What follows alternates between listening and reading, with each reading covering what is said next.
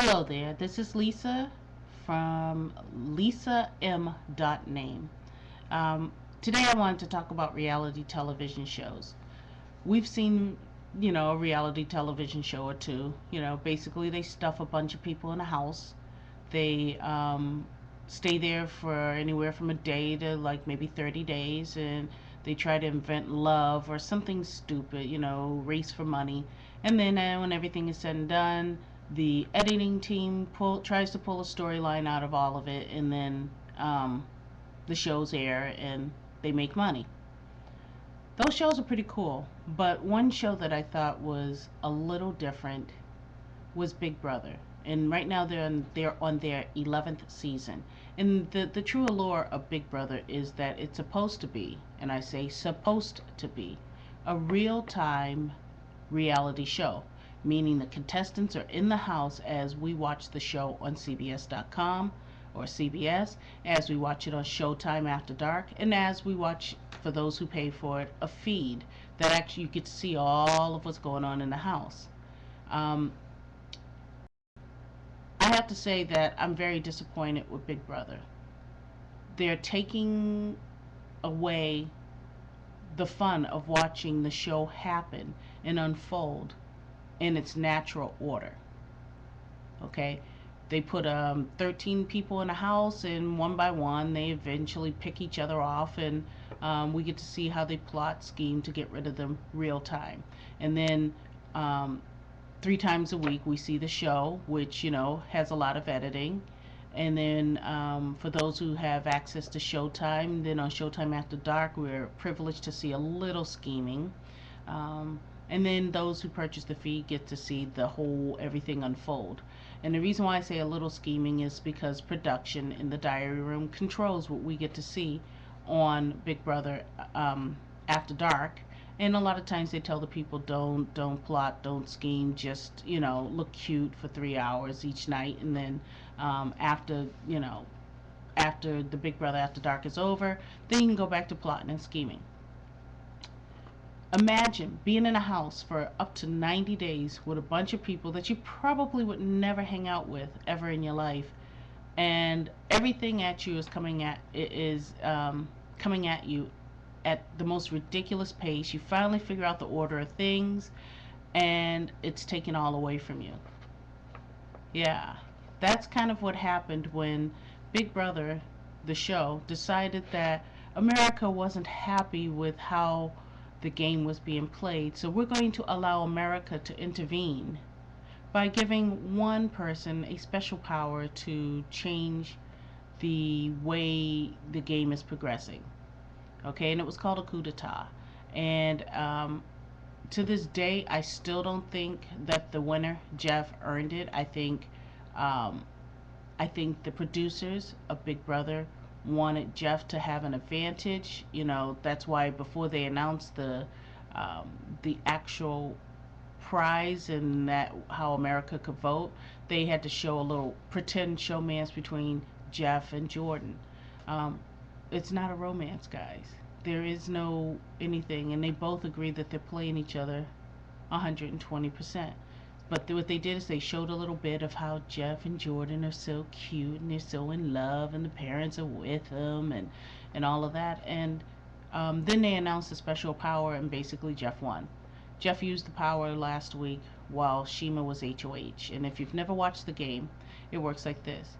They have some kind of game where one person wins, and they're called the HOH, or head of household. That head of household nominates 2 people who they would like to see evicted. Then there's a game where you get to play um, called the POV, where you get to remove yourself if you win that game, and then the head of household gets to choose somebody else to be evicted, and then the HOH is out of the game, and everybody else chooses who they wish to evict on live eviction night. Well, on live eviction night, Shima did her duties as head of household, and then Jeff stood up using the power that supposedly America gave him.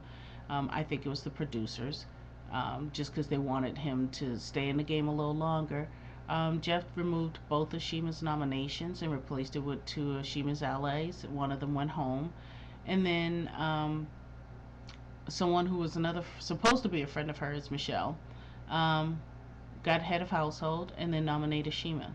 Now I had to tell you that all of this happens within a period of 24 hours.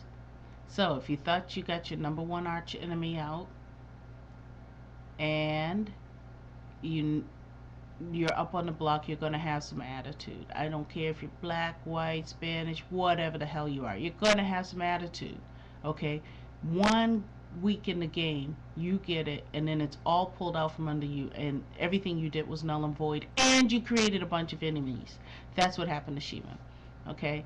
And she wasn't being rude or nasty. She just wanted to be left alone to brood for, even if it was for a day, till she can come up with a game plan to either save herself or what ultimately happened. She ended up out of the game. I fully blame the executive producer, Allison Grotner, on the elimination of Shima. And the reason being is every time a contestant has ended up close to the edge, they pull them in the diary room, they try to talk them down, they help them out, work through the issues. You know, you have that with Lydia, who's trying to cut herself half the time or commit suicide, or I don't know what the hell she's doing. Russell with anger management issues. And then Shima, because she got like the biggest double whammy of the entire game, um, they threw her out. So what? The girl threw a microphone. Take it out of her pay and call it a day and just leave it alone. Allison, I think you had a crappy day. I think you were just tired of hearing Shima whine about it. And I honestly think you just put her out the game because you knew she was going to win and you didn't want her to win. CBS consistently does this with African Americans. They put them on, they push them so far to the limit, and then they show the negativity about being African American. I don't think there's ever been an African American that won Big Brother. I don't think there's been one that ever made it to the final two or the final four. Why? Because they'll do something that pushes that person's buttons to either get them evicted or eliminated. They always show the African American as a villain, and it backfired. Big Brother, just listen and listen carefully. I watch Big Brother for the real timeness of the show. I want the people to pluck themselves off one at a time.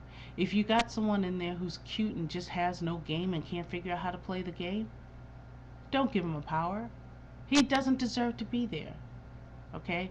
Don't build up crazy, stupid storylines. Just let us watch the real timeness of the show. And Allison Grosvenor, if you still have a job after this season's over, you might want to think about how you allow America to interact with the game, how you're pushing these people so far that they're naturally going to crack, and how you deal with each person individually. Because I don't see through the feeds, through Showtime After Dark, and I don't see during the show how or why Shima should have left. What you should have done is left her alone or brought her in the diary room and just sat her down and not said anything. All she did was talk smack. She didn't threaten you, she didn't hit you, she didn't anything. I think you wanted her off the show. In closing, I fully believe that if you're going to be a real-time reality show, you just have to let everything air and take the hits and lumps as you need to. Don't allow America to intervene with the game. I know that that's what happened with Jesse last year. The one time America intervened, he ended up out of the game, which is why you had to bring him back this year. And again, America intervened and he ended up out of the game. Why is that? Is it fixed? I say it is. Until next time, this is Lisa M on LisaM.name. Take care.